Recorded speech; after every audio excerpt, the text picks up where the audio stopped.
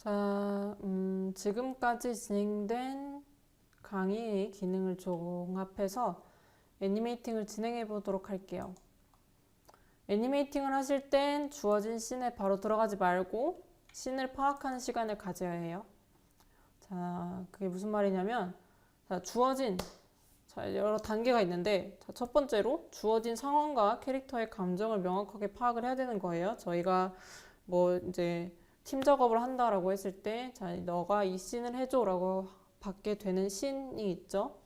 혹은 혼자서 다 할 수도 있지만, 아무튼 자, 주어진 씬의 상황과 캐릭터의 상황, 감정을 명확하게 파악을 하고 제스처를 구상을 하는 거예요.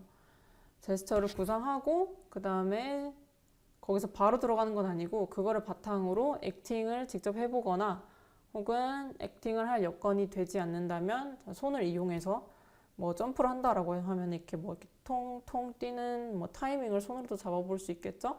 그런 식으로 다양한 방법으로 구상을 할 수도 있어요.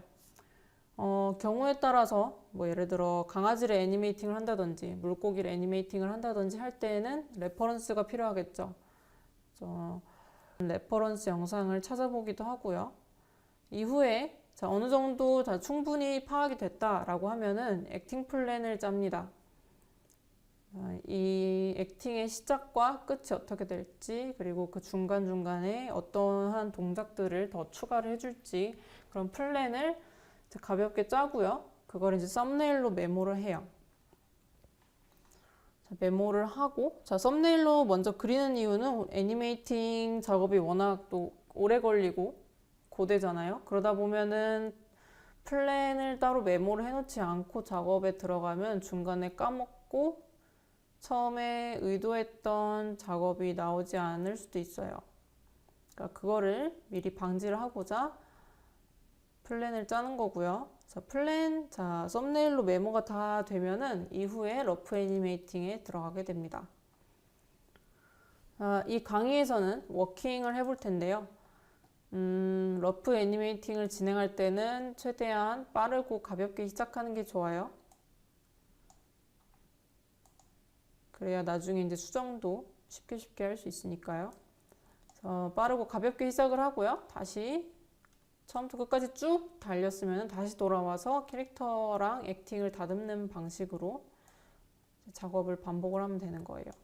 그래서 일단 간단한 캐릭터를 구상을 하고 동작을 짭니다. 이때 아무리 가벼운 동작이라도 한 번씩 액팅 플랜은 짜고 난 후에 작업에 들어가셔야 작업을 하는 동안 오류가 발생해서 헤매게 될 확률이 줄어듭니다. 제가 그래서 간단하게 한 3개 정도로 그려놨죠. 캐릭터 비율도 구상을 하고요. 그리고 애니메이팅을 할 땐 작업하는 프레임만 띄워놓고 그 한 장만 막 쭉 그릴 게 아니라 수시로 이전 프레임과 번갈아 보면서 동작이 어색하진 않은지, 원하는 스페이싱으로 작업이 되고 있는지를 확인하는 게 좋아요. 그리고 최소한 3장 정도는, 앞뒤로 3장 정도는 쭉 보는 게 좋고요. 지금 보시다시피 앞뒤로 끊임없이 반복해서 제가 이렇게 넘겨보고 있죠? 그거를 종이작화에서는 플리핑 혹은 롤링이라고 해요. 이 방식의 단점은 캐릭터의 비율이나 크기가 달라질 수 있다라는 건데, 쉽게 달라질 수 있다라는 거예요. 그럴 때에는 레이어를 하나 새로 띄어서 사이즈 체크용 캐릭터를 하나 더 만들어 두면 좋겠죠? 제가 옆에다가 세워놨어요. 쭉 계속 앞뒤로 왔다 갔다 하면서 롤링하고 스크래치 내주고 롤링하고 스크래치 내주는 식으로 작업을 해요.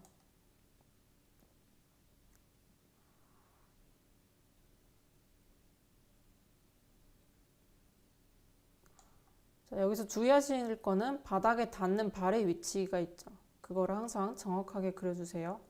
그래서 발바닥 위치 잡을 때는 라이트 박스를 한번 켜놓고 그 다음에 라이트 박스를 다시 끄는 것도 좋고요. 이 작업에서는 이 캐릭터가 움직이게 되는 거는 다리와 발을 움직임으로써 캐릭터가 이동을 하게 되는 거잖아요. 그러니까 머리보다는 발과 다리를 먼저 그려주고 몸이랑 머리가 자연스럽게 따라오도록 해주는 액팅이에요. 그러니까 머리부터 그릴 게 아니라 발부터 그려주고, 그 다음에 뭐 때에 따라서 골반을 먼저 체크를 해줄 수도 있고요. 다리, 몸, 머리, 팔은 맨 마지막에 그리게 될 거예요. 자, 이 방금 설명드린 거를 리딩 포스라고도 하는데, 말 그대로 동작을 주관하는 힘을 얘기를 해요. 예를 들어서 이제 손을 들어 올린다라고 해요. 이제 손만 움직여서는 안 되죠. 자, 손을 들어 올릴 거예요. 여기서. 근데 손을 얘만 들어 올리려고 하면 할 수 있을까요? 그게 아니라 뭐 팔꿈치를 먼저 올리면서 손이 움직인다든지, 혹은 때에 따라서 어깨가 먼저 움직이면서 팔꿈치가 이동을 한다든지, 그러면서 손이 올라가죠. 그러면은 여기서 알 수 있는 거는, 그러니까 어디를 먼저 어떻게 움직여주냐에 따라서 동작이 바뀌어요. 그러니까 손을 그냥 든다인데 그냥 이렇게 뭐 팔꿈치만 들어서 이렇게 올릴 것인가, 혹은 방금 보여드린 것처럼 어깨를 동시에 움직이면서 들어주면은 팔이 더 멀리 나가게 되죠. 그러니까는 어떤 상황에 어떤 동작이냐에 따라서 그 움직이게 되는 포인트가 좀씩 달라요. 정도도 다르고요. 그래서 리딩 포스라는 건 기차를 생각하시면 돼요. 그러니까 열차의 머리가 하나 움직이기 시작하면은 연결된 칸들이 차례로 자연스럽게 따라오는 것과 같다라고 생각하시면 되는 거죠. 러프가 어느 정도 완료가 되면 타이다운 작업에 들어갑니다. 타이다운은 러프 때 제대로 잡아주지 못한 부분을 다듬어가며 정해진 캐릭터의 디테일도 추가를 해주고 캐릭터를 좀 더 예쁘게 만들어주는 과정이라고 생각하시면 돼요. 자, 그때 이제 그리고 타이밍도 잡아주시고요.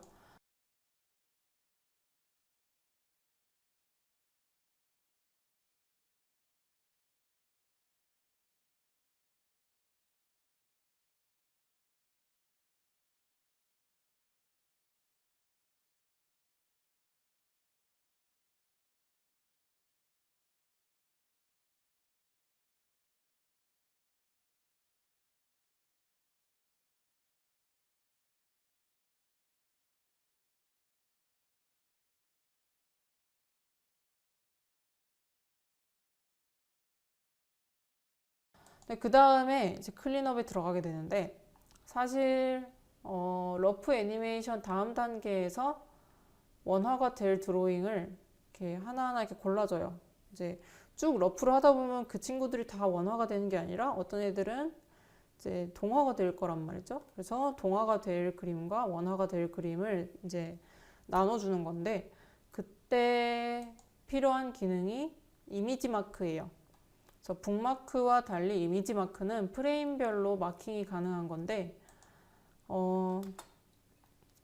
어디서 찾을 수 있냐면은 윈도우, 그리고 툴, 거기서 맨 아래 이미지 마크라는 게 있어요. 자, 그걸 누르시면은 창이 하나 뜹니다. 색깔이 하나 있고 그 밑에 add와 remove가 있죠. 자, add and remove라고 써 있는 걸 클릭하면은 자, 여러 색깔 목록이 나오는데, 그 중에 하나를 클릭하면은 그 색깔 리스트가 추가가 되고요. 한번 다시 클릭하면은 제거가 돼요. 그래서 원하는 프레임으로, 자, 타임라인에서 원하는 프레임으로 이동을 해서 해당 컬러의 플러스 버튼을 눌러주면은 마킹이 됩니다. 그리고 옆에 방향 좌우 버튼이 있죠. 좌우 버튼을 누르시면은 체크한 원화면 보여주게 되고요. 근데 오늘 예시로 가져온 워킹은 사실상 모두가 원화가 될 그림들이라서 마킹하는 데는 의미가 없지만, 여러분들 작업하실 때는 꼭 알아두시는 게 좋아요. 자, 다시 안 쓰는 리스트는 add, remove에서 해제를 해줍니다. 자, 이후에 Ctrl N을 눌러서 새 레이어를 만들고요. 기존의 애니메이팅 레이어는 오퍼시티를 낮춰줍니다. 이제 클린업에 들어갈 거예요.